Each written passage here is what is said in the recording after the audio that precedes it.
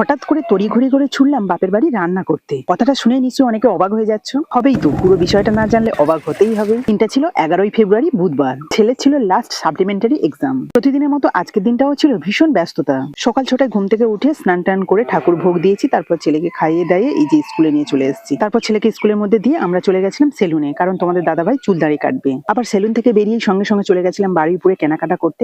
কিছুদিন আগে আমার মেজো মামা মারা গেছে, সেই কারণে আমার দাদা ভাগনা হিসাবে কাজ করেছে। আর মামার ঘাট শ্রাদ্ধ যেহেতু করেছে, আর সেখানে দাদা আমাকে নিমন্ত্রণ করেছে, তাকে তো একটা উপহার দিতেই হবে, তাই জামা প্যান্ট কিনতে গেছিলাম। ওখান থেকে 11:30টার মধ্যে বাড়ি ফিরে আর পুরো খাটে ছড়ানো জামা কাপড়গুলো গুছিয়েছি। এর মধ্যে আমাকে ঘরে রেখে দিয়ে তোমাদের দাদাভাই ছেলেকে স্কুলে আনতে গেছিল। তারপরে আবার ছেলেকে নিয়ে এসে আমরা কিন্তু সবাই মিলে খাওয়া দাওয়া করে রেডি হয়ে গেছি। টাইমটা ছিল দুপুর 3টে। আর বুঝতেই পারছো অনেকদিনের পর বাপের বাড়ি যাচ্ছি, তাই আনন্দে সেজে গুজে ঢং করতে শুরু করে দিলাম। তারপর পল্লাপুল্লি নিয়ে ফ্যামিলি সমেত বেরিয়ে পড়লাম। আর এখন কিন্তু ওয়েদারটা ভীষণ ভালো। কিছুদিন পর দুপুর 3টে যখন বাজবে তখন কিন্তু বাইরে বেরোনোই যাবে না, এতটাই রোদ্দুর থাকবে। কিন্তু এখন রোদ্দুরটা ভীষণ মিষ্টি লাগছে। বাইকে যাবো এবং অনেকটা রাস্তা, তাই আগে থেকে কিন্তু সোয়েটার এবং চাদর নিয়ে নিয়েছিলাম। আর এই সুন্দরবনে বাপের বাড়ি যাওয়ার রাস্তাটা না ভীষণ ভালো ছিল, পুরোটাই, কোনো জায়গায় কিন্তু একটু ভাঙাচোরা ছিল না। আর তাছাড়া অনেকটাই কিন্তু চওড়া রাস্তা। গাড়ির চালক আর প্যাসেঞ্জার দুজনেরই কিন্তু ভালো লাগবে গাড়িতে বসে থাকে। যাই হোক, মোটামুটি আমরা কিন্তু 1.5 ঘন্টার মধ্যে আমাদের বাড়ি থেকে এই যে আমাদের নৌকো ঘাট মানে আমলামেতি খেয়াঘাটের কাছে চলে এলাম। এখনো কিন্তু সম্পূর্ণভাবে সূর্য অস্ত যায়নি, তবে এখানে লাকিলি আমরা কিন্তু আসার সঙ্গে সঙ্গে নৌকোটাও পেয়ে গেছি। আর নৌকোটার 5টাই ছেড়েছে। আর সাধারণত আমরা পুরী আর দীঘাতে যাই এরকম সূর্য অস্ত বা সূর্য উদয় দেখতে, তো আজ সুন্দরবনের শেষ প্রান্তে এসে সূর্য অস্ত যাওয়াটা দেখলাম। আর এই দৃশ্যটা দেখতে দারুণ লাগছিল। আর এই সময় নদীর জলটাকে দেখো কতটা শান্ত রয়েছে, পুকুরের জলের থেকেও কিন্তু অধিক। তবে যখন বর্ষা পড়বে তখন কিন্তু এই নদীর রূপ পুরোপুরি পাল্টে যাবে। এখনকার নদী আর তখনকার নদীর মধ্যে আকাশ পাতাল পার্থক্য থাকবে। শান্ত প্রকৃতির মাঝে ভেসে বেড়াতে বেড়াতে অল্প সময়ের মধ্যে চলে এলাম নদীর এপারে। এপারে আসার পরে তোমাদের একটা জিনিস দেখাচ্ছি। এই দেখো ইট কিভাবে এসছে, মানে এখানে শুধু ইট নয়, বালি, সিমেন্ট, পাথর সমস্ত কিছু কিন্তু এইভাবে বোটের মাধ্যমে জলপথে আসে। কারণ এর চারদিকে কিন্তু জল, আর মাঝখানে একটা স্থল মানে দ্বীপ রয়েছে।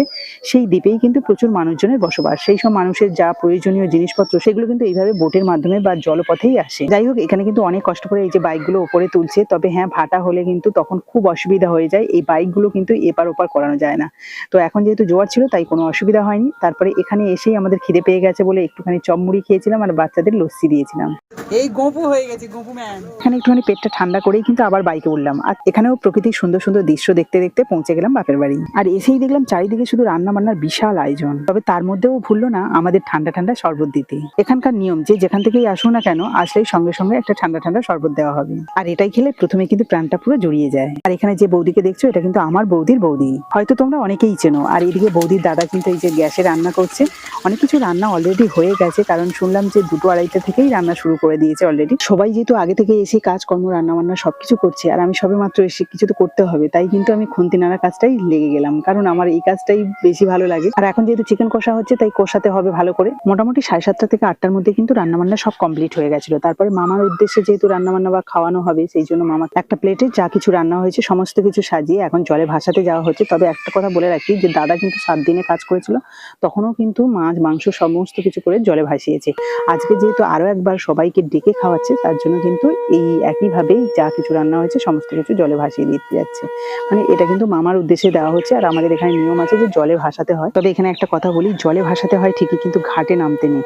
আর যেহেতু ব্যবহার করা হয় সবসময় এই ঘাটটাই, এই ঘাট ছাড়া অন্য জায়গায় নেমে কিন্তু এটা দিতে হয়। তবে হ্যাঁ, রাত্রেবেলায় যে কোনো জায়গায় কিন্তু যাওয়া যাচ্ছিল না, অসুবিধা হতে পারে, তার জন্য কিন্তু ঘাটের এক সাইডে গিয়ে দাদা এই যে কাস্তে দিয়ে একটা ক্রস করে দিল, তারপরে যে প্লেটে সমস্ত কিছু সাজিয়ে নিয়ে এসে সেগুলোকে ভাসিয়ে দিচ্ছে।